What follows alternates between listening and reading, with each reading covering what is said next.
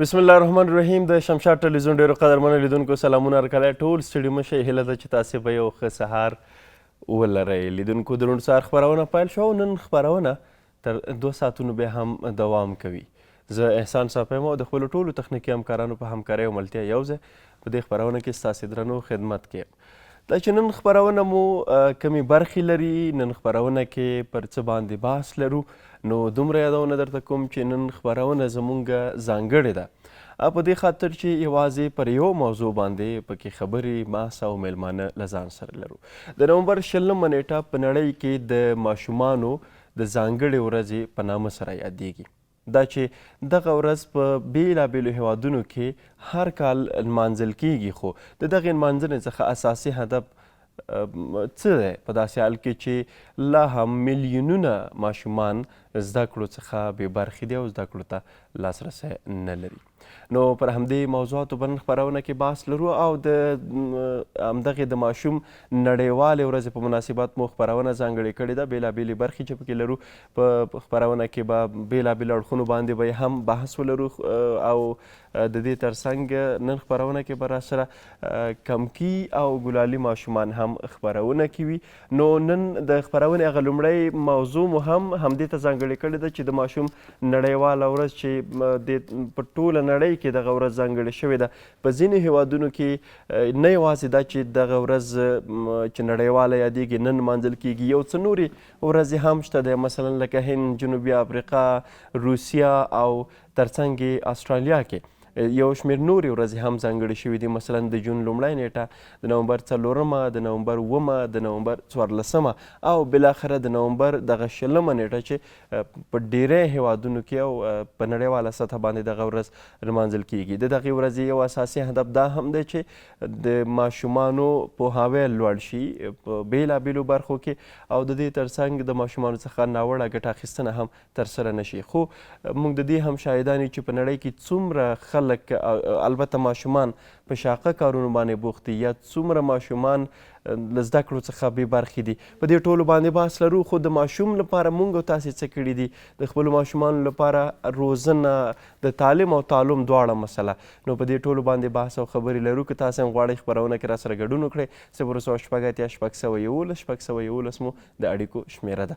ور به شو د اړیکو پر لور. بله السلام علیکم. خیلی کوم ویان سه محترم د احمدشاه بابا مینې پنځم بلاک نه فاروق زبادخیل خبرې کوم. خوشحاله یم چې بیا تاسو سره مې اړیکه نیولې ده. زما دوه موضوعګانې دي، دواړه موضوعګانو تاسو تلویزیون له لارې نه اسلامي محترم امارت ته وړاندې کوم. زما اړیکه درڅخه نه کوي.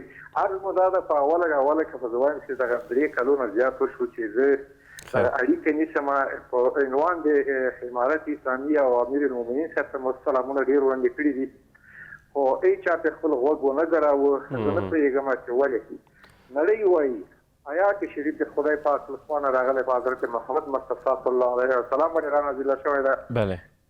او اولین آیت وایي چې دا نازله شوې چې اقرا باسم ربک الذي خلق. دا د موږ او تاسو د اولادو او د مؤمنانو په هکله باندې راغلی شوی دی. تاسې هغه وکړئ، تحصیل وکړئ، که په چین کې هم دي تاسو تحصیل وکړئ. ولې مګر هېڅوک دا خو یوه اسلامي ټولنه ده او شکر ده چې زموږ امیر المؤمنین یو ښه مسلمان، یو ښه شخصیت ته لاندې سراج الدین حقاني چې هغه هم زموږ یو مشر ده، زموږ یو رهبر ده او اکثریت خو په افغانستان کې خوښي ده، یو میانه سړی ده، نو خلک ورنه ډېر خوشحاله دي حقاني څنګه. نو دومره خبره دا ده چې د دوی لوڼې، د دوی هغه ټول په پاکستان کې تحصیلات کوي. دا بیګا مو په فیسبوک کې ولیده چې د دوی لورګانې، د وزیر صاحبانو لورګانې په قطر کې، په امریکا کې، په دې ځایونو کې د حکمتیار قبیلې ټولو لورګانې درګرده فارغېږي، له پوهنتونونو نه فارغېږي لورګانې، هلکان نه. نو زموږ عرض دا ده ګناه کړي، موږ هم د خدای پاک پیدا یو، که نه پیدا نه یو، الله تعالی خو موږ ښه ویني او دوی هم ښه ویني. او دا زه وایم چې زما په مخ کې دغه 2 پاچاهیګانې تېرې شوې. زه دا وایم چې که دوی باید کوشش وکړي چې د ملت زړه لاسته راوړي. او اروپایي ټولنه هم دا وایي، کفري ټولنه هم دا وایي چې دا یو دیګ لو کوي. دیګ لو کول خو په کار نه دي. او بیا داسې یو چا سره دیګ لو وکړي لکه پاکستان سره څومره نارواوې له موږ سره کوو. زموږ په حریم باندې راشي، زموږ خلک وایي، زموږ ټول میوجات په تورخم کې خوشحال دي خرابه دي دوی څخه دې خپل زور وښي دا دین المؤمنین ته نو زه دما خواهش ته نه ده چې یو تبعه د افغانستان زه یو تبعه د افغانستان یم ښه کارونه د امیر المؤمنین ته ویاړو لکه د بدخشان سړک چې واخان وروره او شین سرحد بله جبار خیل صاحب یو ډېر غټ لوی افتخارات دي چې مخکې چا نه شوی کولی دا د چا د لاسه نه شوی کولی یا عبدالله او محقق او د دې راکبینو لخوا نه دوی نه شوی تطبیق کولی نن اواز عبدالله د راکب ته د دې په کې خوا سره کېنولی دا د دې ما فکر بله جبار خیل صاحب بله جبار خیل صاحب زموږ غږ تاسې لرئ که لږ احساساتو باندې هم کابوالی ولرو نومونه وانخلو اگر چې موږ خپرونه کې بېلابېلو ورځو کې موضوعات ټاکو همدارنګه ستاسې ستونزې راخلو د بېلابېلو موضوعاتو په اړه یا بېلابېل مشکلات چې تاسې ورسره مخامخ یاستئ خو نن خپرونه لیدونکو یوه هیله دا ده چې زموږ نن خپرونه ځانګړې ده هغه په دې خاطر چې نن د ماشوم نړیواله ورځ ده راځئ موږ پر دې باندې بحث لرو خبرې لرو چې د ماشومانو لپاره د روزنې برخه د تعلیم برخه یا دوی ته د امکاناتو برخه په دې باندې خبره لرو ماشومان چې په شاقه کارونو باندې بوخت دي تاسې به نن زموږ خپرونه کې بېلابېلې برخې هم وګورئ چې موږ د همدې ماشومانو اړوند یو ځانګړی ښاري راپور هم چمتو کړی ده چې ښاري راپور برخه کې به هم تاسې وګورئ چې لا هم په ټوله نړۍ کې دا کیسه روانه ده خو افغانستان کې بیا تاسې په هر ولایت کې په هره سیمه کې د دې ننداره کولی شئ چې زموږ ماشومان هغوی چې د عمر د دې ایجاب کوي چې هغه زده کړو ته ورشي په شاقه کارونو باندې بوخت دي په دې باندې بحث لرو بله السلام علیکم السلام علیکم وعلیکم سلام ستړي مه السلام علیکم وعلیکم سلام ټلویزیون نه فاصله واخلئ چې غږ مو راشي شکر د خیر جوړې مننه نو لا هم ستاسې غږ موږ ته وروسته را رسیږي که ټلیفون نه غږ واورئ غږ مو زر را راځي بیا موږ ته او زموږ خبرې به هم تاسې واخلئ بله ښه ستاسې اړیکه وصل ده متاسفانه چې اړیکه یې بیرته پرې شوه نو لیدونکو یوه هیله خو دا ده چې دا تکراري هیله ده کله چې اړیکه نیسئ دومره خواري وکړئ ستاسې کریډټ مصرفیږي تاسې زحمت ویستی وي نو که غواړئ چې خپرونه کې راسره نظر شریک کړئ یا هم کومه ستونزه راسره شریکه کړئ نو د همدې په پار باندې لږ ټلویزیون نه فاصله واخلئ غږ یې کم کړئ ټلویزیون نه غږ مه اورئ که ټلویزیون نه غږ واورئ غږ وروسته را رسیږي خو که ټلیفون نه غږ واورئ مستقیما به خبرې وشي نن ورځ ځانګړې ده او دا چې نن کوم مواردو باندې بحث او خبرې لرو کوم موضوعاتو باندې خبرې لرو ښاري راپور برخه کې به تاسې وګورئ چې بازار کې ماشومان په کومو چارو باندې بوخت دي کومې بوختیاوې لري د دوی هغه وضعیت په کل کې او د دې ترڅنګ یو بله برخه کې بیا د ماشومانو حقوقو باندې بحث کوو چې مفتي صاحب عبدالواحد عمري به راسره خپرونه کې وي او دا چې ماشوم کوم حقوق لري او د حقوقو مرحله له کوم وخته راپیلیږي تر کوم وخته پورې دغه کیسه جریان پیدا کوي او ماشوم لپاره کوم حقوق باید په نظر کې ونیول شي یا هغه حقوق چې د دوی مسلم حق دی او دغه ورته ورکول شي مثلا که دغه عمر یا ژوند مرحله مرحله شي وویشل شي په دې ټولو باندې بحث لرو د دې ترڅنګ خپرونه کې به ځانګړي د ماشومانو ټیمونه به وي یا هغه ګروپونه به راسره وي خپرونه کې دوی به راسره ګډون کوي دا چې دوی هغه کومې وړتیاوې لري کوم هنرونه لري کوم کمال لري نو هغه به هم دلته موږ سره خپرونه کې شریک کړي او بېلابېلې هغه برخې چې دوی پکې آماده دي تاسې به هغه هم وګورئ نن زموږ ټوله خپرونه د همدې لپاره ځانګړې ده دې ترڅنګ د ماشوم دغه ورځ چې نړیواله ورځ یادیږي نمانځنه یې کیږي په دې اړه هم بحث او خبرې خپرونه کې لرو بله برخه هم ده په هغې هم خبرې لرو خو اوس به لاړ شو بلې اړیکې ته بله السلام علیکم سلام ورحمت الله وبرکاته سهار بخیر وعلیکم السلام ورحمت الله وبرکاته زموږ غږ لرئ او غږ راځي سلامونه مې کوي سهار بخیر کور ودان ډېره مننه ستاسې هم د سهار په خیر وي نوم مو راته واخلئ بیا به راشو موضوع ته زه محمد ناصر د خپل پاکستان تاسو سره فکر کوي. بله محمد ناصر صاحب هرکلی درته وایو. نو نن د ماشوم نړیواله ورځ ده او زموږ د خپرونې هغه لومړی موضوع هم همدا ده چې د ماشوم پر وړاندې چې کوم مسؤلیتونه دي د هغوی چې کوم حقوق دي آیا موږ ترسره کړي دي، موږ پوره کړي دي، د هغه حقوق مو ورکړي دي؟ الحمدلله د اسلام کې هر څه شي حتی چې د حیواناتو حقوق اسلام ورکړي دي او ورکړي دی او پاتې انسانان زه وایم چې اوس په دغه ننني عصر کې زموږ نه هر څه غربي نړۍ او زورواکو او کفري مملکتونه زموږ نه اخیستي دي. که زه نن ووایم چې موږ بشر د حقوق تاسو وایئ چې نړیواله لمانځي او د ماشومانو ورځ لمانځي، زه وایم چې نن په اسلام باندې چې کومه ورځ روانه ده په فلسطین کې چې کوم مور شهیدېږي او ماشوم شهیدېږي او وړکی کوچنی ماشوم شهیدېږي، دې پوښتنه چا وکړله؟ دې پوښتنه اجازه راکړه وروره. زه وایم چې اسلام کې هر څه شته، خو نن کفر په موږ باندې هر څه یې کړي دي، په هر څه یې رانه اخیستي دي، ژوند یې رانه اخیسته ده، زموږ روزګار یې رانه اخیسته ده، زموږ هغه عسکرت یې رانه اخیسته ده.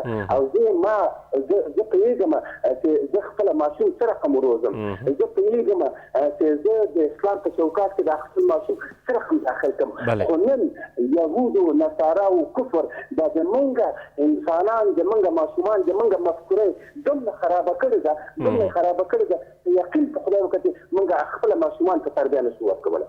بله محمد ناصر صاحب زه غواړم په همدې باندې بحث وشي، خو ځینې سیاسي اړخونه هغه په نړیواله سطحه دي هغې باندې اوس بحث نه کوو. زموږ بحث دا دی چې د ماشوم نړیواله ورځ چې لمانځل کیږي د دې هغه اساسي هدف څه دی؟ دا یو اړخ. خو راځئ موږ تاسې په دې باندې خبرې لرو چې د موضوع اړوند موږ من حیث د یو ورور من حیث د یو والد ماشومانو لپاره مو حقونه چې د دوی حق دی مسلم حق دی هغه مو ورپوره کړي دي، ځکه موږ خو د دې ډېری شاهدان یو چې ماشومان د لویانو سره یو ځای په شاقه کارونو باندې بوخت دي. زه دغه زمونږ د ټولنې ماشومان چې ده هغه که ذکور ده که وناس ده که په دې شاقه کارو باندې بوخته ده، دا د غربي او د کفر د لاسه بوخته ده. که زه نن ماته زه ښه پوهېږم، زه دا شخصا زه خپله زه وایم چې زما لور تعلیم یافته وي، زما زوی تعلیم یافته وي، زما زوی لاستې نورې جامې ته خدمت ورسېږي، که زما اولاد زما لور زما ښځه زما زوی که دا بې سواده وي او دا په شاقه کارو کې وي، دا خو به یو جامې ته پېټه وي بار به وي او بل به خپله کورنۍ ته بار وي، هم به جامې ته پېټه وي بار وي وطن ته به بار وي، هم به خپله جامې ته. دا به له څه وخته ده سره زور وي، دا به له څه وخته یو او بل به دی همیشه رول وي، سترګې به لري دی به بنا وي، پښې به لري، لاس به لري، خدای به همیشه رول وي. دا به څنګه رول وي؟ دا به بې سواده وي، له جامې نه به لرې پاتې وي، له سواد نه به لرې پاتې وي، له تعلیم تربیې نه به لرې پاتې وي، دا به په شاقه کارو کې پاتې وي، دا به ټولنې ته ډېر یو غټه ستونزه وي، ډېر یو غټ بار به وي وطن ته ټولنې ته. بله ډېره مننه کور ودان محمد ناصر صاحب چې اړیکه مو. وعلیکم السلام ورحمت الله وبرکاتو. ډېره مننه چې راسره وئ قدرمن لیدونکو. نو دا چې مو یاده وکړه نن خپرونه کې بېلابېلې برخې چې ځانګړي دي هغه یوازې د ماشوم د نړیوالې ورځې او د همدغې ورځې په مناسبت باندې دي چې څو برخې لرو. یوه برخه چې مو د هغې په اړه یادونه نه وه کړې چې د افغان ماشومانو رواني وضعیت افغانستان کې په دې باندې به هم په رواني درملنې باندې هم وغږیږو چې څومره ماشومان افغانستان کې په رواني لحاظ باندې نارامه دي یا هم ځورېږي. د دوی هغه رواني وضعیت باندې هم خپرونه کې بحث به ولرو. نو تاسې هم راسره اوسئ. خو قدرمن لیدونکو دا چې نن ورځ ځانګړې ده نو موږ هره برخه همدغې ته ځانګړې شوې ده. بیرته راګرځو، موږ سره پاتې شئ.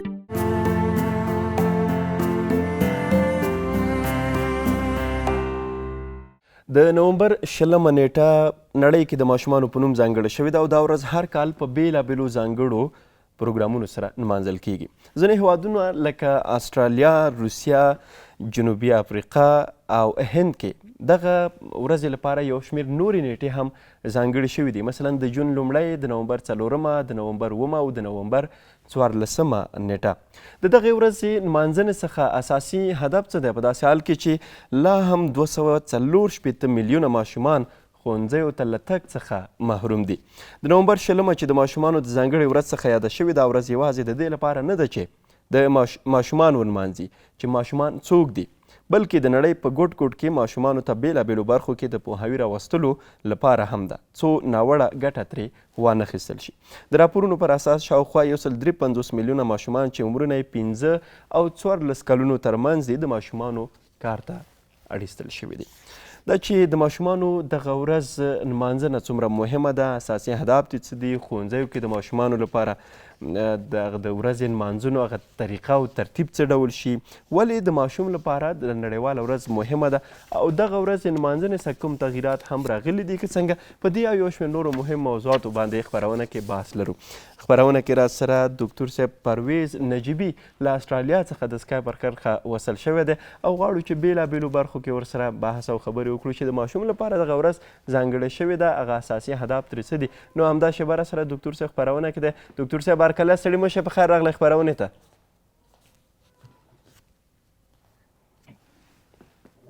بلې ډاکټر صاحب زما غږ لرئ؟ بله اورم. ستړي مه شئ، په خیر راغلی. تاسو ته، ستاسو د تلویزیون لیدونکو ته او د شمشاد تخنیکي همکارانو ته السلام علیکم ورحمت الله وبرکاتو. ډېر زیات خوشحاله یم صافی صاحب چې تاسو سره مخامخ یم او دغه مهمه موضوع باندې موږ بحث کوو.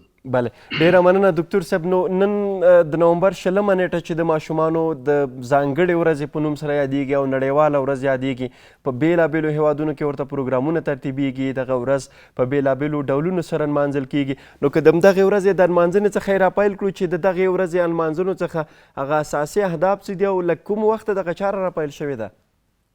بله صافی صاحب، دغه اول دفعه چې دغه 20 د نومبر 1925 کې په جنیوا سویزرلند کې دغه شروع شو، بیا چې دی په 1959 کال کې چې دی یونایټډ نیشن چې دی دغه شی چې دی فرض کړی چې دی امپلیمنټ کړي چې باید په ټوله دنیا کې چې دی د ماشومانو باید ومانځل شي، او په افغانستان کې چې دی 1994 کال نه دېخوا دغه چې دی په افغانستان کې تجلیل کیږي. دغه ورځ چې د ډیره زیاته مهمه ورځ د صافی صاحب، که موږ تاسو فکر وکړو دغه د افغانستان دغه ماشومان چې دي دا زموږ ستاسو آینده ده. بله، تاسو چې نن سهار حتما وظیفې ته راتلئ، تاسو به په کابل په لاره کې ډېر ماشومان لیدلي اوسئ چې چا پلاستیکونه ځمکې نه راغونډوي یا مستري سره کار کوي یا په سړکو باندې کار کوي یا نور د غربت د لاسه به اوسي چې دغه کارونه کوي. تاسو فکر وکړئ دغه زموږ ستاسو آینده ده او په دې باندې ډېر زیات کار پکار دی، زحمت پکار دی چې موږ تاسو زحمت وباسو، کار وکړو چې دغه ماشومانو ته موقع مساعد کړو چې د مکتبو ته لاړ شي، تعلیمونه حاصل کړي. همدغسې په دا کله چې دغه سیستم زی ته راغی چې 1959 کال کې یونایټډ نیشن چې دی دغه امپلیمنټیشن وکړي، دا په دغه سبب وکړي چې ډېر زیات مشکلات وو په دې ضعیفه هیوادو کې، ډېر زیات مشکلات وو. ماشومان چې دی په وړوکي عمر کې چې دی ودونه کول، ماشومان په وړوکي عمر کې چې دی کارونه وظیفې کولې او مکتبو ته نه تلو چې دی هغې چې دی صحت چې دی په ځای نه و. نو دغه ورځ راغله چې دا موږ تاسو دپاره یو ریمایندر ده، یاداوري ده چې موږ تاسو باید د دې نسل چې اوس وړوکی دی موږ چې ورته ماشومان وي په دې باندې چې دی موږ باید هڅه وکړو، دې ته باید موږ ښه تعلیم ورکړو. متاسفانه په افغانستان کې فعلا د یونایټډ نیشن ریسرچ ښیي چې 3.7 میلیون ماشومان چې دی د مکتب نه محرومه دي. بله، په دې کې چې دی نیمې چې دی نجونې دي او باقي نور چې دی هلکان دي. نو دغلته چې دی ډېر زیات د افغانستان حکومت ته چې دی په دغه شي باندې چې دی باید فوکس وکړي چې دغه ماشومان سکول ته لاړ شي او دی زموږ تاسو آینده دی. بله ډاکټر صاحب، څنګه چې تاسو یو یاد وکړه چې افغانستان مو ځانګړی کړ چې 3.7 میلیونه ماشومان زده کړو څخه بې برخې دي. نو د همدغې ورځې نمانځنې په پار چې دغه ورځ نمانځل کیږي بېلابېلو هیوادونو کې او موخه ترې همدا ده چې د ماشومانو لپاره پوهاوي کچه لوړه شي، همدارنګه د زده کړو برخه ورته ځانګړې شي. خو لا هم په داسې حال کې چې دغه ورځ نمانځل کیږي په نړۍ کې نږدې 240 میلیونه ماشومان ښوونځیو ته له تګ څخه محروم دي، افغانستان ترې مستثنا نه دی. نو د دغې ورځې نمانځنو هغه تاثیرات د زده کړو په برخه کې څه لرلي دي په داسې حال کې چې دغه کچه خو یو څه زیاته شوې ده؟ صافی صاحب دغه ورځ چې د درې بخش لري. یو بخش چې دغه د ورځ ده چې فوکس دی چې موږ څنګه کوی شو چې ماشومان تعلیم ته مخه کړي. دغه ورځ درې بخش لري. یو بخش دا دی چې په گذشته کال کې زموږ هغه زحمتونه یا کارونه موږ چې کړي د ماشومانو د تعلیم دپاره یا د هغې د صحت دپاره، هغې د ورزش دپاره څومره فایدهمند و.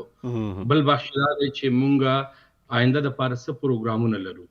په خارج کې یو غټ مشکلات دا دی د سکرین ټایمینګ ورته وایي چې دا ماشومان زیات وخت چې دی په آیپیډ او په موبایل باندې تېروي.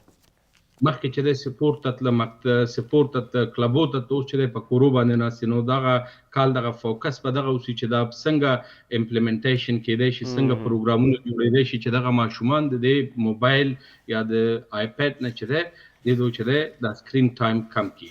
بل بخش چې دا دی چې دا د ماشومانو انکریجمنټ یا تشویق کول دي. متاسفانه په افغانستان کې دا تشویق کول نشته د ماشومانو. زموږ ستاسو چې دغه کلیکټیو سوسایټي کې اوسېږو چې کاکاګان او نیا او نیکه هم ټول په یو کور کې اوسېږي، نو دغه ماشوم چې هلته لویږي د مور غوسه، د پلار غوسه، د کاکا غوسه، د فامیل غوسه، د ټولو غوسه د هغې د لاس لاندې دا چې دی دا ستر کېږي. نو د دې هغه اخلاق یا د هغې هغه تربیه په هغه طریقه چې باید اوسي په هغه طریقه باندې چې دی نه اوسي. اوس راځو دغه خارج ته په دغه ورځ باندې دغه ورځ څنګه تجلیل کېږي. په مکتبو کې چې کانسرتونه اوسي، پروګرامونه اوسي، د ماشومان خپل هغه خپل استعدادونه ښیي چې هغې د استعداد په سیش کې لري، که سپورټ کې اوسي، که په مکتب کې اوسي، اکاډمیک اوسي، خپل استعدادونه هغې د چې دی نمایش کوي. او دغه په ترو دا چې دی دغه ماشومانو ته ډېر زیات چې دی حوصله ورکوي او ډېر زیات کانفیډنس ورکوي، جرأت ورکوي. بله ډاکټر صاحب که یوه مداخله په همدغه ځای کې وکړم چې بهرنیو هیوادونو کې خو په دغه ډول لمانځل کیږي، افغانستان کې ښوونځیو کې کوم ترتیب پکار دی چې دغه ورځ ونمانځل شي او بالاخره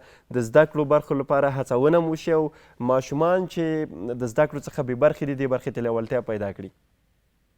زه صافی صاحب زه فکر کوم چې شاید افغانستان په دنیا کې اولترین ملک اوسي چې د هغې عوام یا مور پلار یا اولادونه غواړي چې تعلیم وکړي. چې افغانان د تعلیم سره ډېر زیات شوق لري. دغلته په دې خارج کې چې موږ اوسېږو شاید ډېر زیات کمیونټیانو نه چې دی زموږ افغانانو کمیونټي چې ده تعلیم ته فوکس زیات اوسي. هغه مشکلات چې دی په دغه تنها په د فعلي حکومت کې نه دی. دا د چې د غازي امان الله خان د وخت نه چې دی دغه د تعلیم مشکلات چې دی را روان دي. که تاسو موږ به تنها د طالبانو خو چې دی طالبان حکومت خو بالکل تعلیم د جنو دپاره بند کړی دی، خو ان په هغه دیموکراسي کې چې د جمهوریت کې یو 20 کال ډېر زیات مشکلات لرل، ډېر زیات خیالي سکولونه وو، خیالي استادانو. او که کله تاسو د تشویق خبره وکړه نو چې یو ماشوم تشویق کېږي مکتب ته، هغه باید یو ښه سیستم ښه کریکولم چې دی په مکتب کې ولري. هغې د باید یو سیستم ولري چې استادان یې کوالیفاید اوسي. نو چې که نه ته اوس 11 پاس چې دی معلم شي، دا خو فکر کوم صحیح خبره نه ده. که ته یو 12 پاس معلم اوسي، دا چې دی باید په مکتب کې ښه پروګرامونه اوسي، ښه انټرټینمنټ اوسي، ورزش دپاره پروګرامونه اوسي، ډیبیټ دپاره پروګرامونه اوسي، چې دغه په دې طریقه باندې کوم ماشومانو که زړه نه کېږي، خوشحاله نه دي سکول ته، دې تشویق شي او مکتب ته لاړ شي او درس وکړي. بله یعنې هدف دا ده چې هغه اساسي او بنیادي برخه چې ده دې ته باید ډېره زیاته توجه وشي. ډاکټر صاحب یو بله موضوع چې وایي ماشوم ته باید هغه وسایل ورکړل شي چې د هغې د نورمال پرمختګ لپاره اړین دي دواړو مادي او معنوي برخو کې. دغه برخه او د دې ترڅنګ فقر، غربت، بیکاري او پر شاقه کارونو باندې بوخت اخته ماشومان څنګه کولی شو چې بېوزله ماشومان بیرته ترلاسه کړو؟ دا صافی صاحب ستاسو دا سوال ډېر زیات ښه سوال دی او دغه فعلي حالات د افغانستان همدغه دي. دا تاسو ته چې ما مخکې یادوري وکړه چې تاسو د وظیفې نه راتلئ څومره ماشومان تاسو چې زحمت یې وسو، دا د مجبوریت نه دی.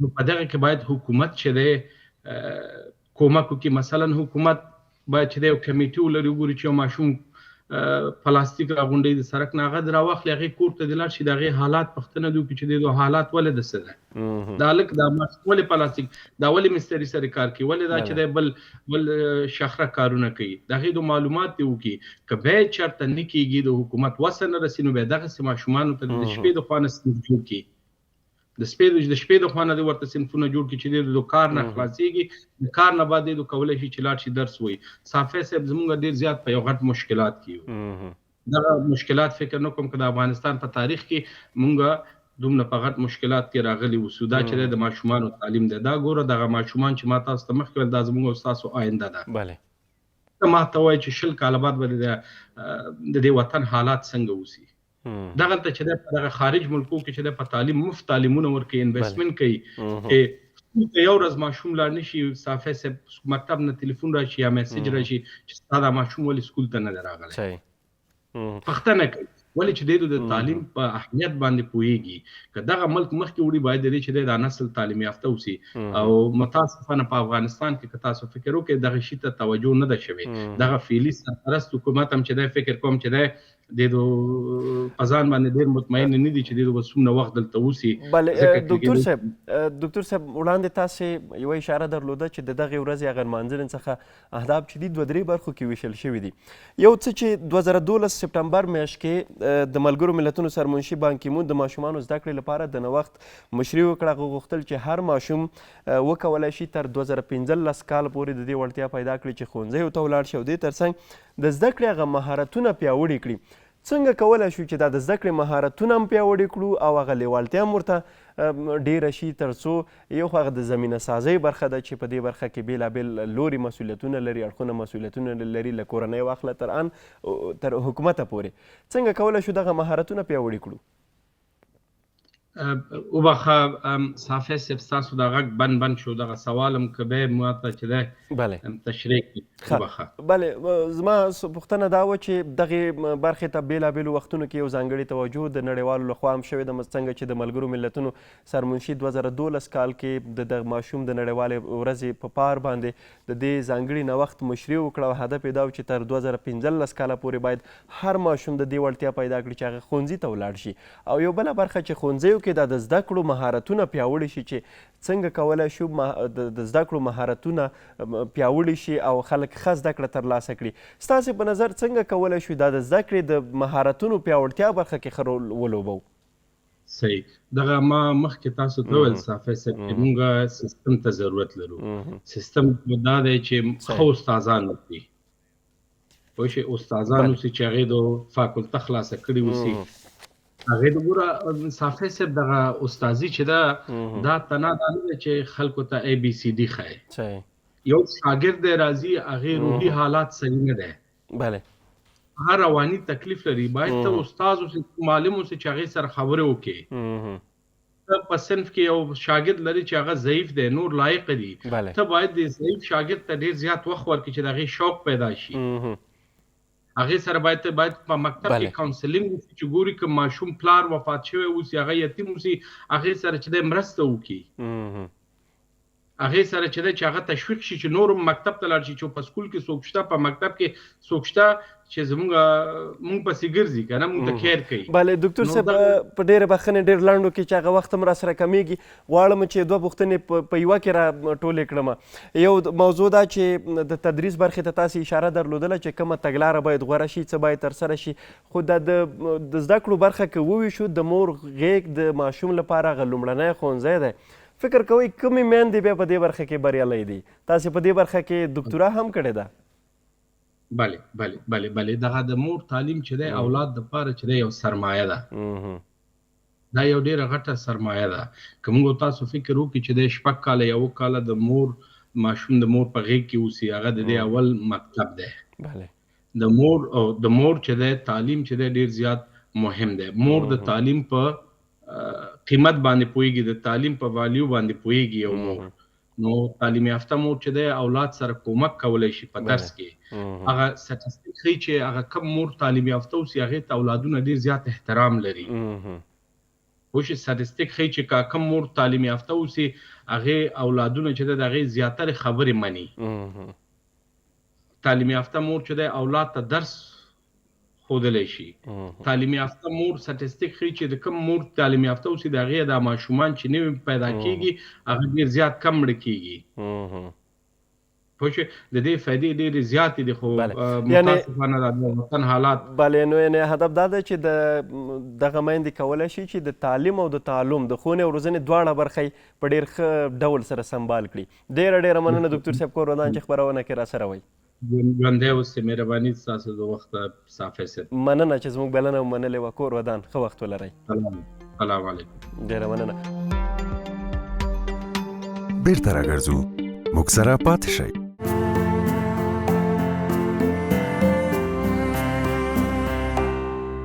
لیدونکو بیا هم ستړي مه شئ. کله د خپرونې بله برخه پیل شوه، ځانګړې برخه ده او څنګه مو چې یادونه وکړه چې د نومبر 20 نیټه د ماشومانو لپاره ځانګړې ورځ ده. نړیواله ورځ ده، په بېلابېلو هېوادونو کې لمانځل کېږي، پروګرامونه ورته ځانګړي شوي وي. نو شمشاد ټلویزیون کې هم دغه څه شتون لري او دا برخه مو د ماشومانو لپاره ځانګړې ده. او هغه ځکه چې د ښوونځي ماشومان مو خپرونه کې رادعوت کړي دي، راغوښتي مو دي، راسره دي.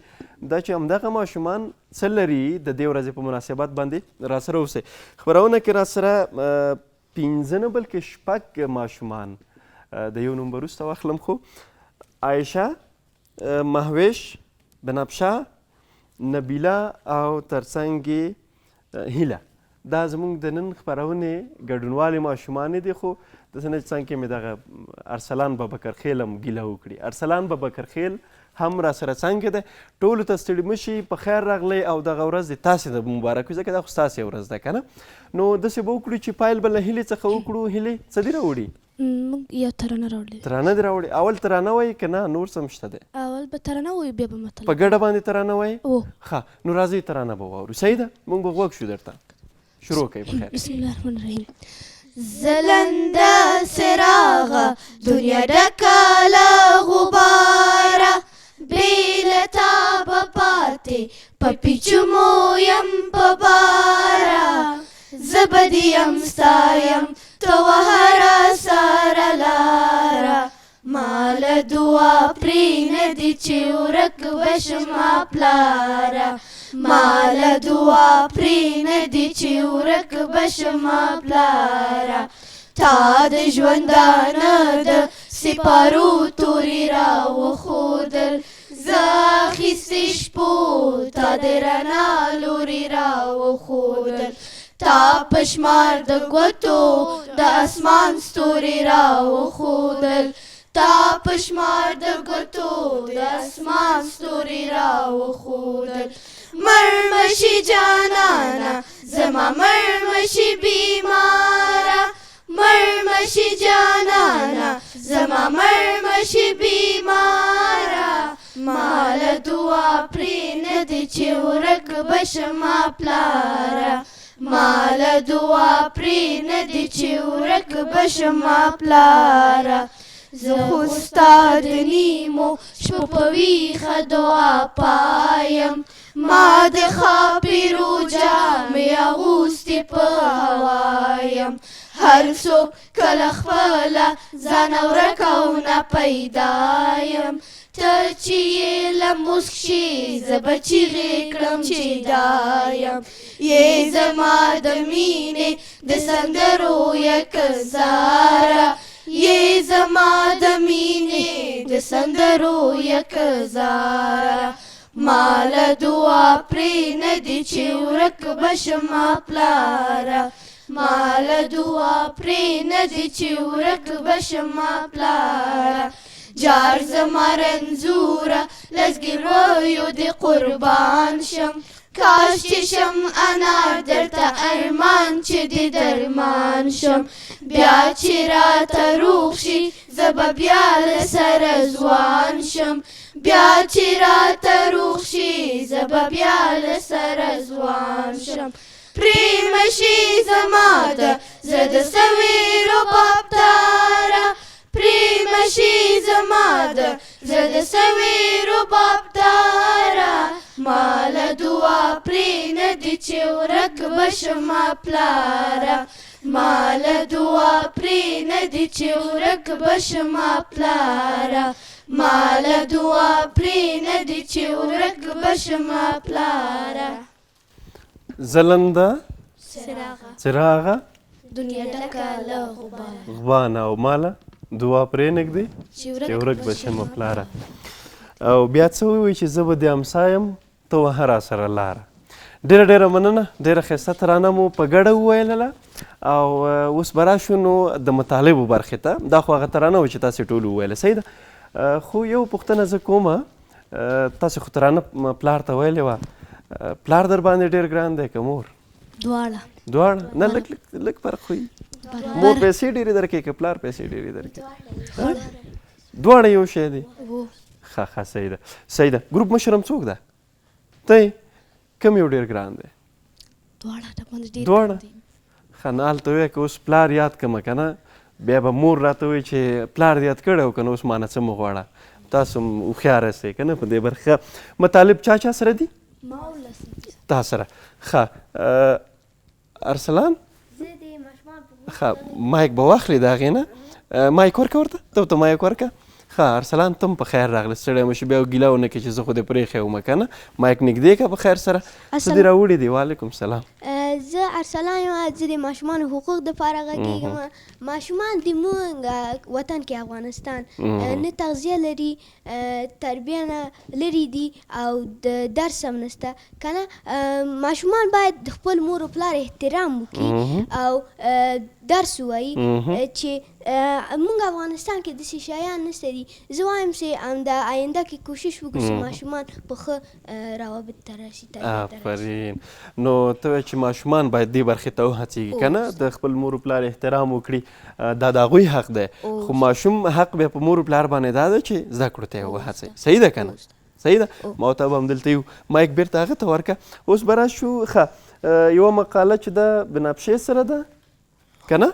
او بله هم هیلې سره څوک لومړی مقاله وایي ته وایې مهرباني ووایه موږ درته غوږ باید خپل والدین ته درناوی وکړو او د خپل والدین په حق کې نیکي وکړو موږ ته لازمه ده چې د خپل والدین په قدر وپېژنو او هیڅ وخت هغې ته دروغ ونه وایو د مور پښو لاندې جنت ده او د پلار څنګ ته جنت ده هر څوک د پلار او مور قدر نسی کولی هغه څوک کولی شي چې الله په نصیب کړی وي مور او پلار ډیر کم یافت ده هر څه پیدا کیږي مور او پلار نه پیدا کیږي الله پاک زموږ له سره مور او پلار سایه کم نه کړي امین یعنې د هغوی سوری زموږ له سره کم نه کړي که نه تا وایې چې د مور پښو لاندې جنت دی او د پلار څنګ کې جنت دی څنګ جنت دې خوښېږي دا د پښو لاندې جنت دې خوښېږي فرق نه کوي ښه ما ته فرق کوي چې مایک پورته نه نیسې که نه چې غږ دې بیا نه راځي اوس به راشو هیلې ته هیلې تا څه مقاله دی مطلب دې څه په اړه دی موضوع چې د ماشوم پر مور پلار څه حق لري غواړم بیان کړم ماشوم پر مور پلار باندې ډېر حقونه لري خو څو ډول به زه بیان کړم نمبر یو د ماشوم صالح او اسلامي ښوونه روزنه مور او پلار باید د خپل ماشومانو ته اسلامي او اخلاق او ادب ور وښیي او د لمونځ په هر کله چې وکړان شي باید لمونځ کې تشویق کړي او کله چې 10 کاله عمر شي هغوی مجبوره دي چې د اسلام په باره کې فرایضو کې خبر اوسي نمبر 2 د ښه نوم ایښودل مور او پلار باید خپل ماشومانو باندې د مفهومداره او د صحابو کرامو صالح او اسلامي نوم کیدي چې ښه معنا ولري نمبر 3 لکه څنګه چې له حرامو خوړلو او ګناهونو څخه منع کړل لکه څنګه چې الله تعالی مونږ له ګناهونو او حرامو خوړلو څخه منع کړي یو مور او پلار باید خپل ماشومان هم له حرامو خوړلو او ګناهونو څخه منع کړي نمبر 4 له خپل اولادونو د زامنو او د لورګانو ترمنځ عدل کول او بد چلند نه کول مور پلار باید خپل ماشومان سره عدل محبت وکړي مساوي حقونه ورکړي بله ډیره ډیره مننه چې د ماشومانو د حقوقو په اړه مغه مطلب چمتو کړی وه مقاله وه تاسې وړاندې کړه ښه نو یو څه راته ووایي چې دا خو ستاسې ورځ ده که نه څه ډول یې لمانځئ کیک هم ورته جوړ کړی دی که نه یوازې هم دا ترانې بس وي ترانې مې تر اوسه نه پوهېږو کیک ته مې اراده کړې ده نه ده ښه زه ارسلان نه پوښتنه کوم دا مایک ته ارسلان ته ورکړه ارسلان ورځ څه ډول لمانځې کیک دې ورته چمتو کړی دی څه به کې دا ورځ څه ډول لمانځې دا ورځ به یو دانه کیک به واخلم، شیان به واخلم، ځان به خوشحال کوم. ځان به خوشحال کې؟ د ماشومانو ورځ. ماشومان باید خپله ځان خوشحال کړي. استاد دا خو ډېره ښه خبره ده چې هغه نور مسؤلیت نه خلاص او ماشومان خپله ځان خوشحال کړي. ټولو نه ډېره مننه چې راغلی خپرونې ته او راسره مو ترانه او مطالب دواړه شریک کړل. نو تاسو ته دا ورځ بیا هم مبارک وي. صحیح ده؟ تاسې یو ورځ زموږ ماشومان نه یو، تاسې ماشومان یاست. لیدونکو ډېره مننه. نو چې راسره وئ راتلونکي برخه کې د ماشوم پر حقوقو باندې هم بحث لرو چې له دیني اړخه یې څېړو. نو دا برخه مو تمامه شوله، لنډه دمه لرو، بیرته راګرځو.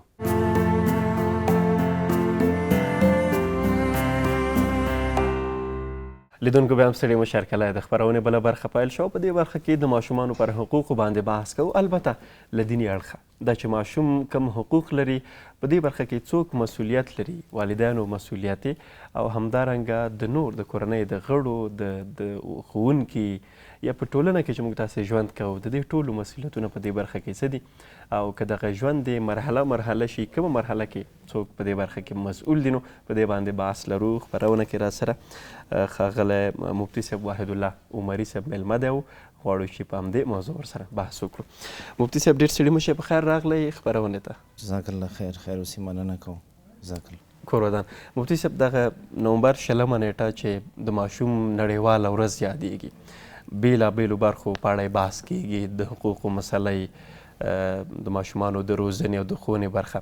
خو که چیرې په دیني اړخ باندې هم تم پاتې شو بحث وکړو چې د ماشوم حقوق اصلا څه دي، کوم حقوق؟ حمیدا و مصلیا و بعد، فاعوذ بالله من الشیطان الرجیم، بسم الله الرحمن الرحیم.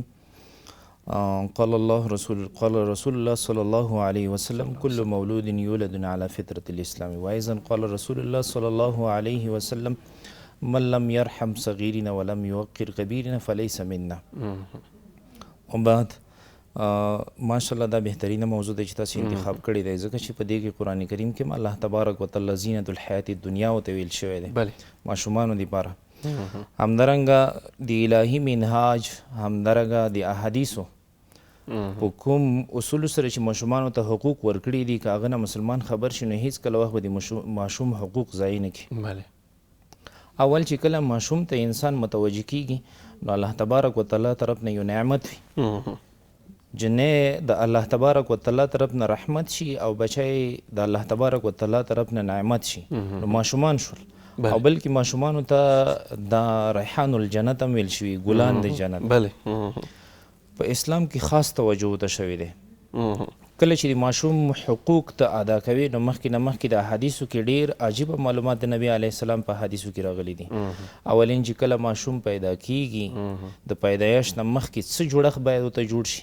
په دې کې احادیثو کې راځي نبی علیه السلام فرمایي چې کله تاسې غواړئ چې اولاد مسالم شي نو مخکې نه مخکې د زوجینو یا د مثلا د ښځې او د نر یا د دسمال یا د کوژدنې جوړولو په فکر کې باید زیات داسې یو رول ولوبوئ چې دواړه نیک صالح او نیک عمله خلک وي. لکه حدیث کې راځي چې څوک نکاح کوي نو هغه د څو نسبتونو د وجې نه کوي، د مال نه او د زینت نه، د نسب نه، خو لیکن بهترین پکې څه شی دی؟ بهترین پکې دین دی. او دین کې چې دی د رول بیا دا لوبوي چې په ماشومانو حقوق سم ادا کیږي. لکه دین کې په حدیثو کې راځي نبی علیه السلام نه ثابت شوي دي کله چې ماشوم پیدا شي د پیدایش سره سره نو څه وشي؟ د خوله باید خوږه شي، دا د حقوقو نه یو حق دی. کله چې ماشوم خوله خوږه شي هغه نه وروسته د ماشوم راواخیستلی شي، یو څو ورځې وروسته د دې ماشوم هغه دی وکړي، دویم حق سر دی ور وخري، ځکه په دې کې ډېرې فایدې، دا د ماشوم حق دی په حدیثو کې. بلکې که طب ته لاړ شي دې سره د بدن د جراثیمو چې کوم د مور په ګېډه کې د په سر په ویښتانو کې ښخ شوي دي هغه لرې شي. بله مفتي صاحب په ډېرې بښنې سره تاسې ځینې اړخونو ته اشاره درلودله چې مثلا ماشوم ته د دنیوي ژوند د ښکلا لقب ورکول شوی دی، یا مثلا د جنت د ګلانو سره مو یاده کړله.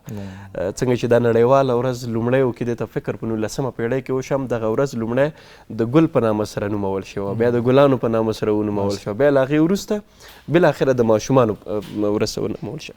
که د حقوقو مسله او د ماشوم دغه ژوند وویشو په دوه درې برخو چې مثلا د پیدایښت ورځې دي، له هغې وروسته چې کله دی د ځوانۍ او د ماشومتوب مرحله کې دی او وروسته دریمه مرحله بیا د ځوانۍ ده، دغه مرحلو کې د حقوقو مسله باید څه ډول مخکې ولاړه شي؟ ماشاءالله ښې خبرې ته دې اشاره وکړه. خبره داسې ده چې نبي علیه السلام د ماشوم د مراحلو دا یادونه کړې ده. اول د پیدایش مراحل چې کله ما شروع وکړه نو هغه و، یعنی مثلا کله چې ماشوم پیدا کېږي د ماشوم په پیدایش کې باید ته ډېر خیال وشي او ډېر فکر وشي ځکه حقوق یې ضایع نه شي. ماشومتوب کې چې چا حقوق هغه اولې مرحلې کې ضایع شول د هغه بدن د هغه روحیه د هغه اخلاق بیا سالم نه راځي. مثلا اول چې کله پیدا شي نبی علیه السلام موږ ته طریقه وښیله چې تاسې باید خوله خوږه کړئ او د ماشومتوب په حالات کې حق دا دی. دویم د ماشومتوب په حالات کې حق دا دی چې د سر وخریلی شي او دریمه ورځ باید څه وشي د ته اذان ورکړلی شي او په اذان سره یې د روح تازه کیږي. لکه څنګه د الله په ذکر سره د سړي زړه مطمئن کیږي، همدارنګه د ماشوم روح چې کله تازه کیږي هغه په اذان سره د فطرتن په د ذهن کې په د زړه کې په د روح په جسد کې چې دی نو دی څه ووایي چې الحمدلله چې زه په یو ټولنې اسلامي کې پیدا شوم، نن به زما سم حقوق ادا شي. اغه وروسته بهترینه خبره شي ماشومتوب په حالات کې بل حقوق کیږي. اولی مرحله کې هغه یو سالم نوم، ښایسته او ښکلی نوم دی، دا د ماشوم حق دی. بعضې ماشومان نه خراب نوم یې خل شوی وي، هغه په ټولنه کې د خپل نوم د وجې نه کړېږي او حقوق ضایع شوي وي. نبي علیه السلام ته یو بیبي راغله، ماشوم یې ورته راوړه، یا رسول الله زما دغه ماشوم چې دی هر وخت لپاره مریض وي، نوم دې څه شی په ایښی وی؟ کلیم مې په ایښی. کلیم د کلم نه دی او کلم جرح ته ویل کېږي. نو نبی علیه السلام ته وفرمیل چې نوم یې تغییر کړه، چې نوم یې تغییر کړو هغه وروسته مریض نه شو. یعنی هر اسم په خپلې مسمه باندې خامخا تاثیر لري. نو ښایسته نوم پکې ایښولی شي، هغه د نوم اثر باید په ده باندې پرېوځي. او په همدارنګه مسایلو کې د حقوقو د ماشومانو په باره کې چې راځي، یعنی د ده د نوم نه وروسته د ده دپاره باید روحیه اسلامي ورکړلی شي، هغه حقوق سم ادا کړلی شي. دویمه مرحله چې کله راځي لکه د ماشومتوب نه ووځي یو څه په خوراکو هغه باندې راځي، په اول حقوقو کې دا حق دی چې مور باید د ماشوم د خوراک دپاره د سالم ترتیب د خوراک وکړي. لکه په هغه کې اولین حق د ماشوم دا دی چې حولان الحول به په تیریږي، حولان یعنی 2 کالونه به ورباندې تیریږي د ماشوم د شودو د ورکولو. هغه نه وروسته به ورو ورو د ده د خوراک ترتیب برابروي. همدارنګه وروسته دویمه مرحله چې کله شروع کیږي په هغې کې د ماشوم تعلیم او تربیه دی. وایي چې د ماشوم دپاره د تربیه او د تعلیم اولین صنف هغه څه شی دی؟ د مور غېږه دی. اولین مدرسه، مکتب، پوهنتون د مور غېږه دی د ماشوم دپاره. نو هغه دپاره یې تعلیم بندوبست وکړي. کله چې د دپاره یې تعلیم بندوبست وکړو نو ورسره د تربیې بندوبست هم وکړي. څنګه؟ نبي علیه السلام د انس رضی الله عنه فرمایي چې زه د نبی علیه السلام سره څنګ کې ناست وم، نبی علیه السلام سره ما ډوډۍ خوړله، نبی علیه السلام زما لاس ونیو. ما عادت څه شی و چې کله ما ډوډۍ خوړله نو د کاسې په منځ کې ما د خپله ډوډۍ کېښوه، کش مې کړه. نبی علیه السلام زما لاس ونیولو نو ما ته ویل چې یا بنیه یا بچیه نو ته د خپل طرف کې ډوډۍ خوره. دا به تعلیم سره سمدستي تربیه هم ورکوي. بل ځای کې نبی علیه السلام عبدالله ابن عباس رضی الله عنه ته فرمایي چې وهلکه یو څو خبرې درته کوم. نو هغه خبرې څه دي؟ هغه خبرې دا دي هر وخت وایي ته به دین قایم وساتي، دین به سالم وساتي، دین ساتنه وکړه الله به تا ساتنه وکړي. دین ساتنه وکړه، تا به ساتنه په اسلامي طریقې سره وشي. او دویم کله چې مدد غواړي د الله نه به غواړي. دریم کله چې ته سوال کوي د الله نه به یې کوي. نو دې کې یو څو خبرې څه شی دي چې په عقیدې باندې د ماشوم باید خواري وشي چې هر څه کوي دا الله کوي. مفتي صاحب نو همدغه څه ته په کتو سره چې تاسې بېلابېلو برخو ته اشاره درلودله چې د پیل ورځو نه چې د ماشوم د خوږوالي د خولې خوږوالي مسله ده، د نوم ایښودلو مسله ده، د تعلیم او د تعلم مسله ده، د تغذیې برخه چې د خولې خوږوالی شو نو طبعا چې د تغذیې برخې ته خبره راجع کیږي. که بحث په دې وکړو چې نو اوس کوم والدین بیا په دې برخه کې بریالي دي چې دغه حقوق د ماشوم پوره کولی شي؟ اصل کې بریالیتوب زموږ تاسې ټولو په اسلام کې دی.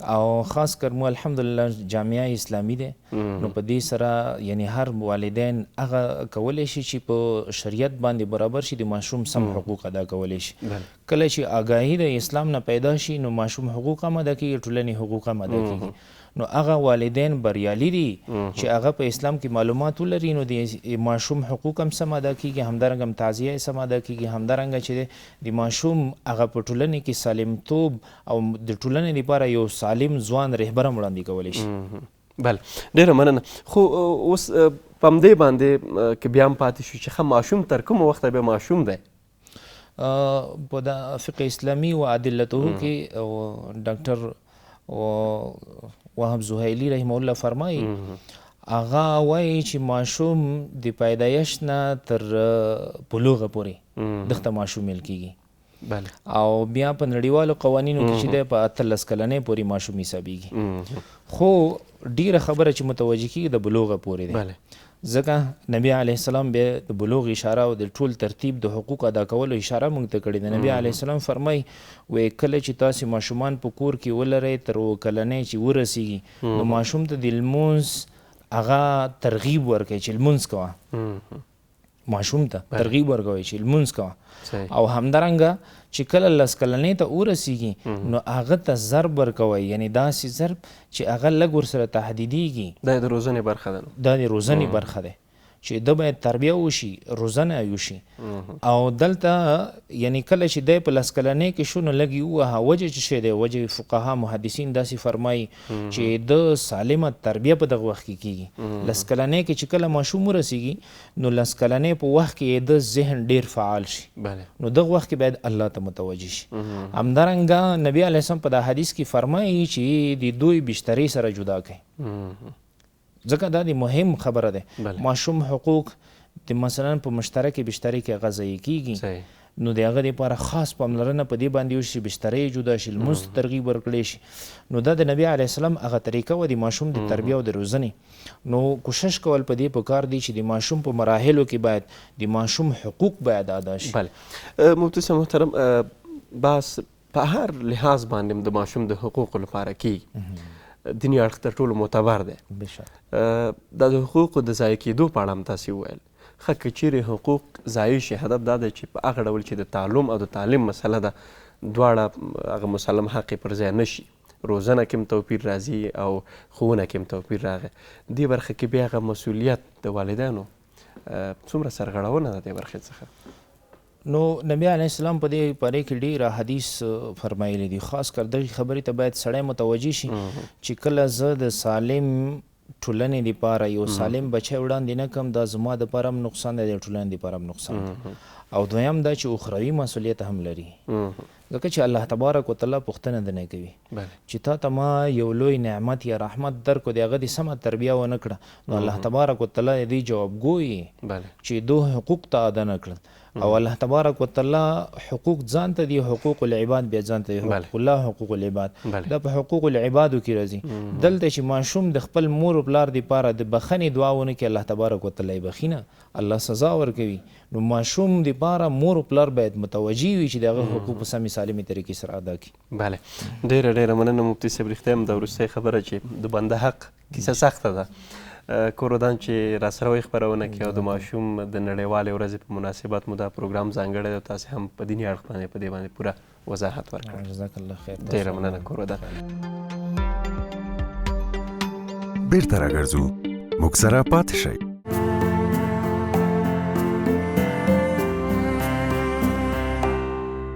لیدونکو بیا هم ستړي مه شئ هرکله د خپرونې بله برخه پیل شوه په دې برخه کې هم ځانګړي څه لرو ماشومان بیا هم خپرونه کې راسره دي دا ځل یو بله ډله یا یو بل ټیم را رسېدلی دی نو نن ترانې مطالب همدې ترڅنګ یو شمېر نور څه چې ماشومان خپرونې ته راوړي ځکه دا ورځ ځانګړې ده او د دوی لپاره ده نړیواله ورځ ده هغه ماشومان چې همدا اوس مونږ ګوري دوی ته هم د دې ورځې په مناسبت مبارکي وایو خپرونه کې راسره څوک دي 15 تنه ماشومان دي فریحه زما له ښي اړخ نه به یې راپیل کړم فریحه نگاه ثنا بهاره او ناهد 15 ماشومان د ښوونځي زده کوونکي راسره دي خو سرتیم معلوم ده یا هغه مشره هم معلومه ده.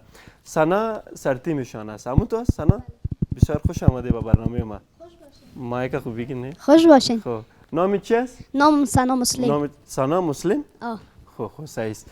سرتیم هستی نه؟ بله. چی آوردی به برنامه بخیر؟ ترانه آوردیم. اول خو روزتان مبارک باشه. زنده باشه. بر ما خو مبارکی نمیگی؟ ما اشتوک نیستم نه؟ همون تو است؟ صحیح است. خب ترانه درباره چی است؟ ترانه درباره وطن است. وطن است. خب ما گوش میگیریم صحیح است؟ شما ترانه تانه بخوانید. بسم الله کنید. اما استاد شد. بسم الله الرحمن الرحیم. مایکتان بلند بگید. یک رفیقم پشتون است، یک رفیقم ازبک است، یک رفیقم هزار است، یکی دیگش تاجک است. ما همه افغان هستیم، از افغانستان هستیم، نام افغانستان همه با هم میخوانیم. در این باغ قدیمی گلهای نو میشانیم، در این باغ قدیمی گلهای نو میشانیم. خانه کردم موسیچه سر دراز کوچه، غوچی گکای قندولک میخوانه با ما چچه. ما همه افغان هستیم، از افغانستان هستیم، نام افغانستان همه با هم میخوانیم. در این باغ قدیمی گلهای نو میشانیم، در این باغ قدیمی گلهای نو میشانیم. خانه کردم موسیچه سر دراز کوچه، غوچی گکای قندولک میخوانه با ما چچه. ما همه افغان هستیم، از افغانستان هستیم، نام افغانستان همه با هم میخوانیم. آفرین. ما همه افغان هستیم، از افغانستان هستیم. از کجا هستیم؟ از افغانستان. از افغانستان. از خود افغانستان از کجا هستیم باز؟ از کابل. فعلا د کابل هستیم نه؟ ډیره مننه چې ترانه مو راته وویله. ډیره ښکلې ترانه وه او مهمه پکې هم دا وه چې ما هم افغان هستیم. موږ ټول افغانان یو، بیا د افغانستان یو، که د نړۍ په هر ګوټ کې په هر ځای کې یو. لیدونکو دا برخې دوام لري او بله برخه هم لرو، هغه به هم ترانه وي. نو زه به داسې وکړم دې ماشومانو ته به اجازه ورکړم او بل ټیم هم رارسیږي. بسیار زیاد تشکر که به برنامه ما آمدین. شما را اجازه میتم تیمی دگه میای بخیر. صحیح است؟ مایکایتان هم که تان ببری بس دا اوجه تقسیم کنی. صحیح. ښه لیدونکو نو دغه ټیم د ترانې رخصت شو، بله ترانه هم آماده ده، بل ټیم به راځي. دا چې څوک دي نو اوس به د خیره سره راورسیږي. نو داسې به وکړو چې د ټیم آماده دی او بلنه ورته ورکوم چې راځئ راځئ په خیر راشي. ښه دا چې څه یې راوړي دي کوم ټیم، اول ما ته خپل کاغذ راکړئ. ښه هماغسې لږ لږ فاصله واخلئ. تاسې دې خوا مهرباني لږ دې خوا ولاړ شئ، تاسې هم داسې ورشئ. انشاءالله چې شاټ به برابر شوی. ښه قدرمن لیدونکو د خپرونې په دې برخه کې را سره 15 تنه نورې زده کوونکي د ښوونځي خپرونې ته راورسېدې. دا چې دوی کومه ترانه چمتو کړې ده یا یې څه راوړي دي، عایشه، بشرا، لیما، هدیه، بل هم لیما ده که نه؟ لیا. پوره شد؟ خو اوس زه اوس دلته گنگ سیمه چې اوس کمه عایشه کی است؟ خو عایشه تو هستی. بشرا؟ هدیه؟ ته لیما؟ من هستم. تو هستی. او دیگه لیا خو معلوم شد نه؟ خب چی آوردی؟ سرتیم کی است؟ اولی را معلوم کنی. تو سرتیم هستی. نامت چی بوده؟ عایشه. عایشه. اینا مشخص کرده میشه. عایشه بسیار خوش آمده به برنامه ما. خب روز کودکان است امروز نه؟ روز جهانی کودکان است برات. بله. شما هم در قاط کودکان می تبریکی بودم برات؟ خب میایم دیگه. خب صحیح. مهربانی کنی. چی آوردی؟ با برنامه شما ترانه مادر آوردیم. ترانه مادر. خب صحیح. ما تو میکنم که من گوش میگیرم همین ترانه را میشنوم. صحیح. بسم الله کنی بخیر. بسم الله الرحمن الرحیم. تمام جهان گشتم واژه دیگر نبود، مهربان زیاد دیدم اما مهربانتر از مادر نبود.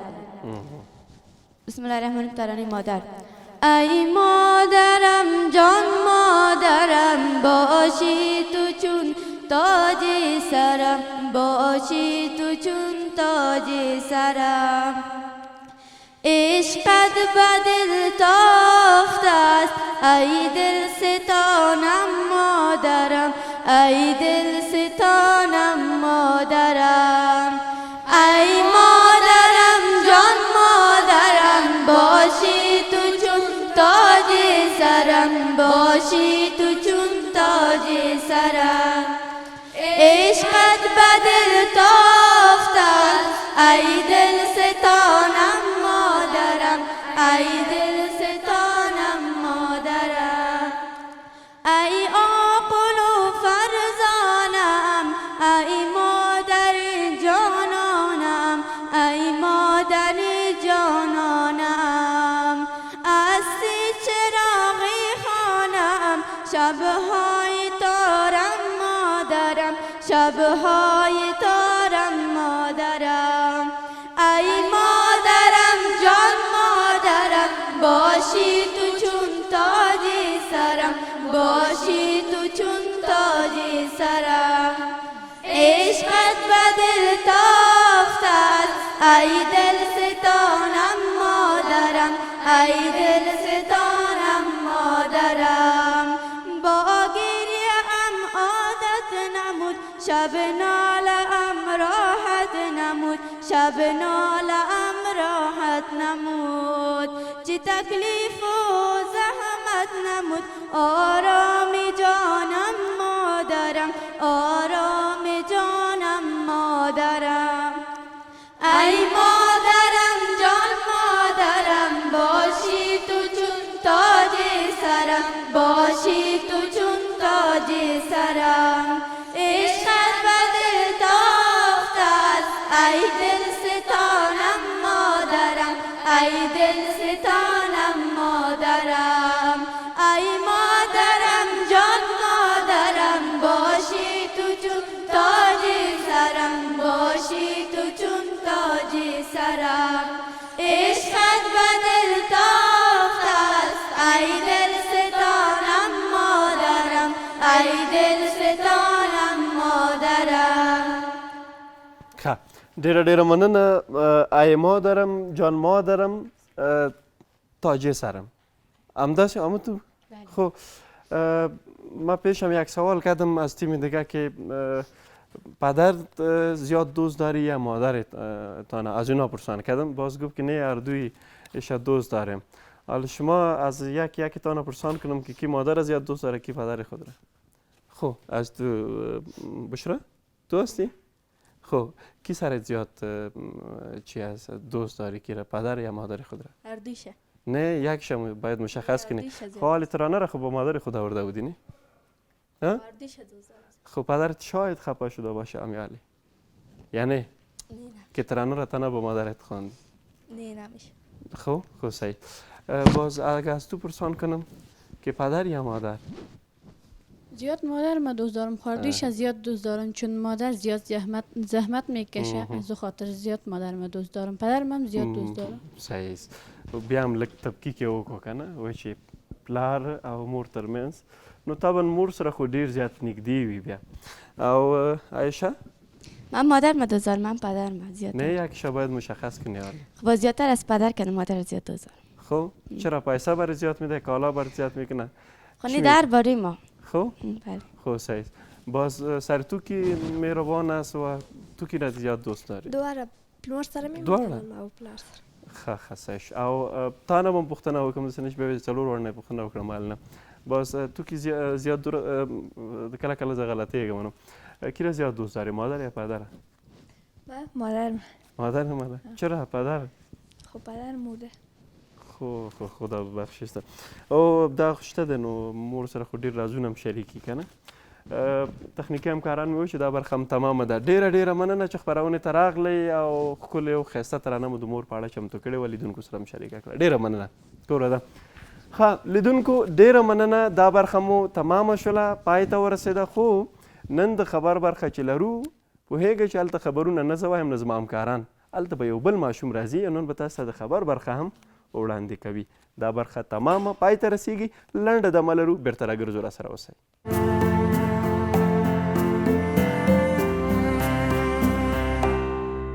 لیدونکو بیا هم ستړي مه شئ هرکلی د خپرونې وروستۍ برخې ته راورسېدو. د نومبر 20 چې د ماشوم نړیواله ورځ یادیږي، د خپرونې وروستۍ برخه زموږ د پوښتنې برخه وي. که څه هم نن دا برخې ټولې ځانګړې دي او غواړم چې په همدې برخه کې پوښتنې وکړو چې د افغانستان کې د ماشومانو رواني وضعیت آیا یوازې لویان رواني وضعیت سره مخامخ دي، که ماشومان بحث دا دی ښه چې ماشومان له کومو غمونو سره مخامخ دي چې د دوی هغه رواني وضعیت هم تاثیرناکه واوسیږي. دا چې کوم اړخونه لري او افغانستان کې د ماشومانو هغه وضعیت څه ډول دی، خپرونه کې په دې باندې هم بحث لرو. د روانشناسانو ټولنې مشر ډاکټر صاحب عزیز الدین همت صاحب راسره خپرونه کې ده، غواړو چې د همدې موضوع په اړه ورسره بحث وکړو. ډاکټر صاحب ډېر ستړي مه شئ، بخیر راغلی. بسم الله الرحمن الرحیم. د هر څه نه مخکې خپل درانده سلامونه تاسو ته او د دې تلویزیون ټولو کارو او په آخر کې د افغانستان ټولو خلکو ته خپل درانده سلام. نننۍ موضوع ډېره یو ښایسته موضوع ده. رښتیا هم چې د ماشوم احترام او عزت هم د اسلام له نقطه نظره او هم د عصري علومو له نقطه نظره ډېر زیات توجه. یو روانشناس وایي ماشوم وایي یوه قوي نیرو د نن او د سبا ورځې د امیدونو ذخیره ده. او رښتیا هم تاسې ته یو دغه ویلی شم چې کوم وخت کې چې ماشوم د مور په نس کې پیدا شي نو دلته باید د مور پلار ډېر باید ته متوجه اوسي. یعنی تقریبا 9 میاشتې او څو ورځې ماشوم د مور په نس کې، نو په دغه وخت کې دوی خپل منځ کې غال مغالونه کوي، محبت آمیزه برخورد باید وکړي چې د ماشوم په ذهن باندې مثبت تاثیرات راولي. یعنې له هماغه وخت دغه کیسه راپیلېږي، د هماغه وخت د جنین د تشکل د ورځې نه کوم وخت کې چې ماشوم پیدا کېږي دنیا ته راځي، رښتیا هم دلته ډېر زیات باید دته دغه وشي، ته توجه وشي. په دغه وخت کې باید 2 کاله ماشوم ته د خپل مور باید ورته شیدې ورکړي. اولین دفعه محبت او عشق د مور د تیز رودلې نه شروع کېږي، یعنې د مور د غېږ چې کوم وخت کې چې ماشوم د مور تې په سر یې په خوله کې نیسي چې دته لیبدو وایي، په دغه وخت کې دی چې عشق او محبت دغه ورځې نه شروع کېږي. نو په دغه وخت کې باید ماشوم ډېر مور پلار باید ډېر متوجه ماشوم د ماشوم په مخ کې باید غال مغالونه کړي، ماشوم سره مینه او محبت وکړي. او دغه مرحله 2 کاله دوام کوي، یعنی 2 کاله باید د مور هغه ته شیدې. تاسې وګورئ د افغانستان خلک یو قسم محبت لري د خپلوانو په، اما خارج کې نه. ولې هغلته وچ شیدې ورته ورکوي، کودکستان کې ورته شو، یعنی د کودکستان د تربیې نه د مور غېږه تربیه ډېر زیات په آینده کې ډېر زیات مثبت. اما د په څنګ کې نو وروسته د هغه نه وروسته د 2 کالو نه تقریبا 6 کلنۍ پورې دلته هم محبت د کوم ځای نه شروع کېږي او دا یعنی ډېر زیات دغه مرحله هم ډېر زیات دغه لري. تاسې وګورئ خپله د ماشومتوب دوره د تولد نه تر 18 کلنۍ پورې دوام لري. تاسې وګورئ خارج کې چې ماشوم په یو کور کې پیدا کېږي تر 18 کلنۍ پورې دته 1000 ایرو یا 1000 ډالره معاش حواله دی. دا ګوره خارجیان څومره دوی زیات متوجه. او همدارنګه اسلام دین هم تاسې وګورئ امام حسین او امام حسن دا ډېر ګران مسیانو د حضرت محمد صلی الله علیه وسلم. کوم وخت کې حضرت محمد صلی الله علیه وسلم چې سجدې ته کته کېده دا ماشومان د ده په اوږو باندې سپرېدل. اما اوس که دا کار شو حتی که ملا صاحب په اوږو چې سپارې شي دا وایي او راټي. نو تاسې یو ورځ خپله امام حسن او امام حسین چې مچیانې وو دوی د کوره وتي، تو د دشتې خواته ته تلي، دلته حضرت محمد صلی الله علیه وسلم قربان شم چې خبرېږي دی او حضرت ابوبکر د دوی لټنه کوي. راځي په یو څه کې شپون دی، وایي 2 ماشومان دی ونیولي، وایي ومې ولیدل دی خوا لاړ چې هغه خواته دوی ځي د ونې لاندې دا دواړه ویده دي. حضرت محمد صلی الله علیه وسلم پاڅېږي پښی مچي کوي او حضرت ابوبکر د بل مچي لاسې مچي کوي. ګوره او دوی په غېږ کې نیسي او دوی کور ته یې راولي. نو خبره دلته دا ده چې هم د اسلام له نقطه نظره هم د عصري، اما زموږ په مدرسه کې ماشوم رټل کېږي او خپله په کور کې رټل کېږي، مکتب کې رټل کېږي. نو همدغه علت دی چې علاوه د هغه نه چې په محیط خراب محیط د باندې تاثیر کوي بلکې د مور و پلار هغه د کورنۍ محیط هم د باندې ډېر بد تاثیرات کوي. زه څو ورځې مخکې ښاروال د کابل ته ما تقدیرنامه ورکړه او ډېر ښه سړی دی او ډېر کار کوي. دته ما دا پیشنهاد وکړه چې د ماشومانو دپاره باید د بعضې دغه څه نومېږي د لوبو سامانونه باید تاسې وګورئ خپله زه دغه ته وایم دا یونیسف باید په دغه ورځ په ټول مکاتبو ابتدایي صنفونو کې باید ماشومانو ته لباس مواد غذایي باید موږ په مکتب کې چې په ابتدایه کې همیشه دپاره هر سبایي چې تلو موږ ته به یونیسف یو ګیلاس شوده او کلچې به یې راکوه او دا د هڅونې لپاره ډېره زیاته مهمه او دا ډېره مهمه ده.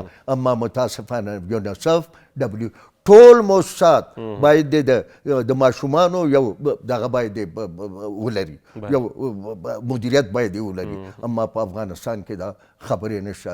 تاسې وګورئ خپله څه نومېږي زه تاسې ته بل شی وایم خپله دغه نه د امارت اسلامي نه زه دا خواهش کوم دا معاینه د سواد آموزي یعنې څه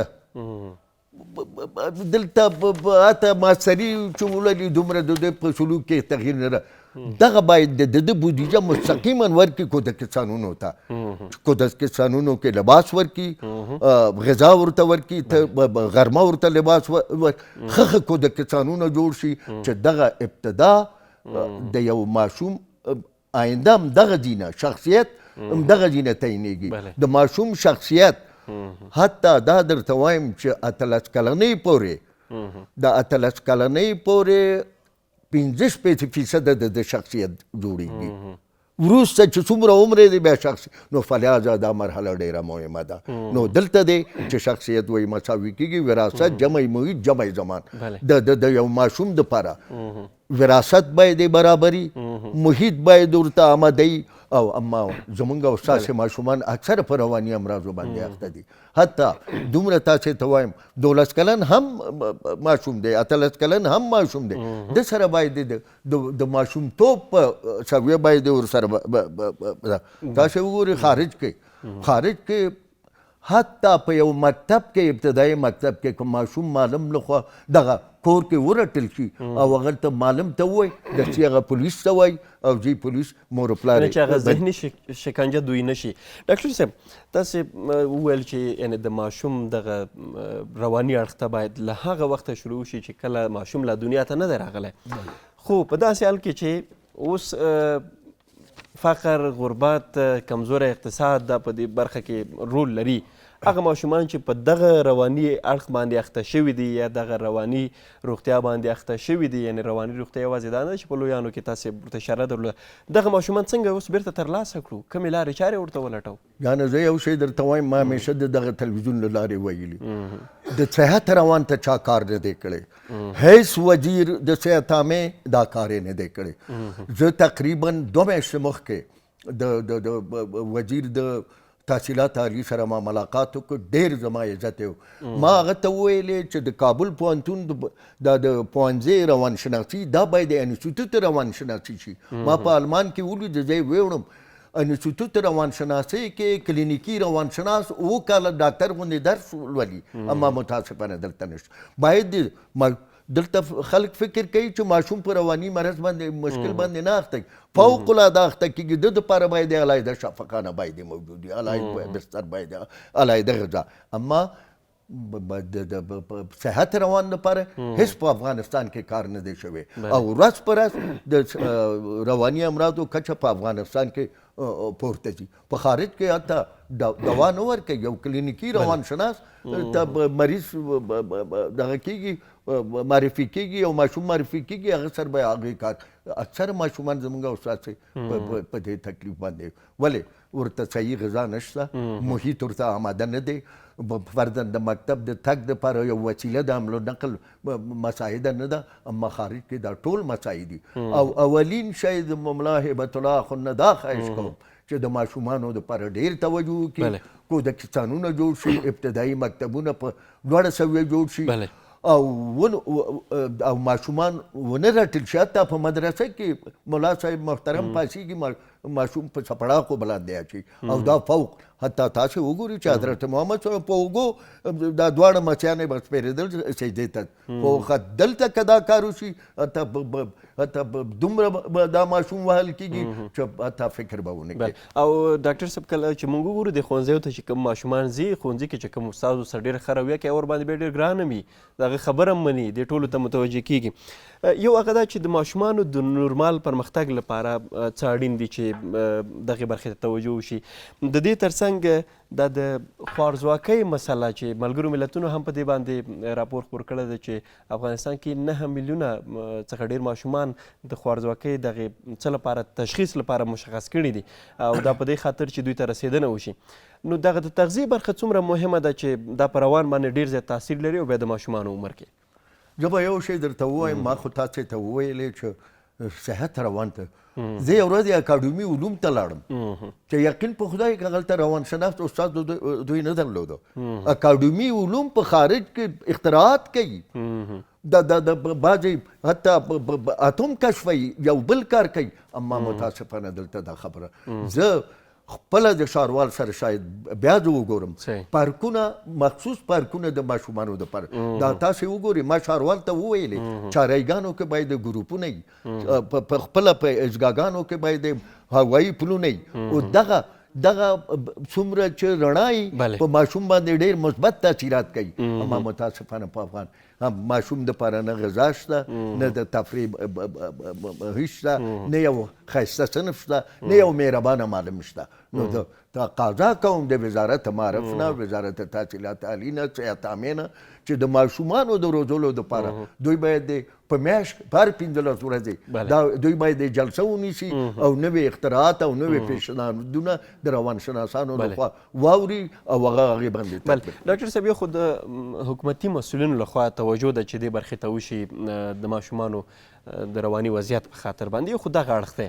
خپله والدینو ته څه پکار دي؟ والدین څومره په دې برخه کې مسؤلیت لري؟ صحیح ده چې ستونزې شته دی په دې برخه کې، خو د ماشوم روزنه په دوی باندې یو حق دی او دوی ته د حقوقو ورکول، مسلم حقوق، دا باید پوره شي.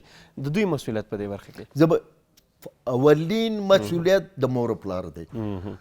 حتی د مور و پلار اتحاد او اتفاق په کور کې په ماشوم مثبت تاثیر کوي. تاسې وګورئ، یو مور د ډېر زیات نازولي ماشومه مختلف، پلار بیا ورته وایي چې نه، پلار یم تعلیم یافته دی چې ډېر منع کوه چې د باندې بعدن ډېر بد تاثیرات کوي.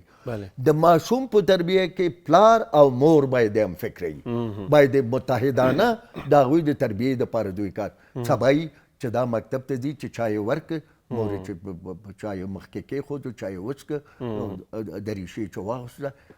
کوم وخت کې چې دی ځي د ده دواړو خوا دی باید یې مچې کړي او ورته وایي د مخه دې رڼا شه، د باندې مثبت ته. کوم وخت کې چې بیرته راځي هغه ته داسې یو چې سلام باید یې واچوي، د مور و پلار لاسونه دغسې باید یې عمل. ډاکټر صاحب، زه غواړم په همدغه ځای کې پاتې شم چې دا د ماشومتوب مرحله بیا هغه وخت چې ډېر زیات تاثیر لري، مثلا چې هلته باید ماشوم غصه ونه ګوري، د مور چلند، د پلار چلند، د رونو چلند، د خویندو چلند، یعنې دا تر څو کلونو پورې دغه ځای کې باید ډېر تاکید وشي چې غصې څخه دی بچ اوسیږي.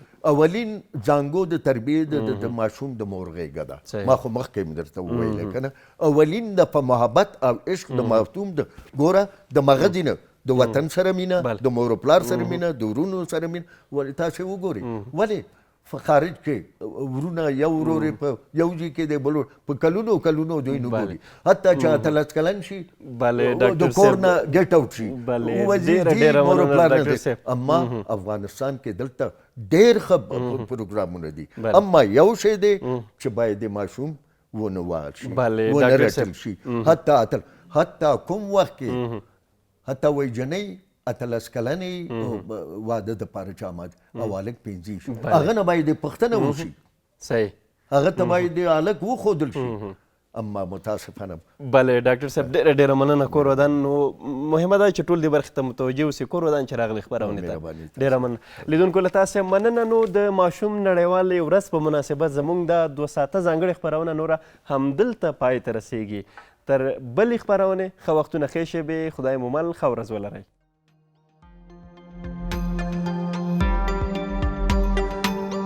له لیدلو مو مننه.